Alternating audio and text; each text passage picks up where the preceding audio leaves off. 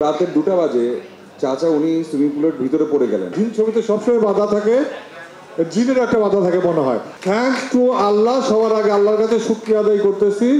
অনেক বাধা ববিতে অনেক জনের অনেক রকম বাধা, জিন ছবিতে সবসময় বাধা থাকে, জিনের একটা বাধা থাকে মনে হয়।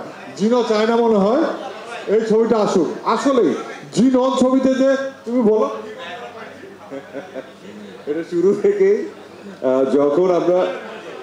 যখনই আমরা আসলে এই শুটিংটা করি, যখন জিন 1-এর শুটিং চলছিল এবং এখানের একটা জায়গায় জিন ফুরাই করা হচ্ছিল এবং সেখানে আমাদের একজন লাইটের মানুষ ছিলেন, একজন সিনিয়র আর্টিস্ট, এবং সুইমিং পুলের সামনে আমরা ভিতরে শ্যুট করছিলাম মনে আছে। এবং রাতের 2টা বাজে চাচা উনি সুইমিং পুলের ভিতরে পড়ে গেলেন এবং খুব বাজে অবস্থা, প্রায় মানে ওখানে ওনাকে অনেক কষ্ট করে ওখান থেকে তুলে নিয়ে আসা। আমরা একবারের জন্য বুঝতে পারিনি যে একজন পড়ে গেছে, অনেক চিৎকার চেঁচামেচির পরে ওনাকে নিয়ে আসা, একটা জীবন বেঁচে যাওয়া, সেখান থেকে শুরু। এবং প্রতি ধাপে ধাপে, এবং এবারও তাই, আমাদেরকে প্রতি মুহূর্তে আসলে ইনজুর্ড হওয়া থেকে শুরু করে ভয় ভীতি, বিভিন্ন সিচুয়েশন যে পড়ে যাওয়া, এই আটকে যাওয়া, ওখান থেকে আবার চালু হওয়া, শরীর খারাপ হয়ে যাওয়া, আবার সেখান থেকে চলে আসা।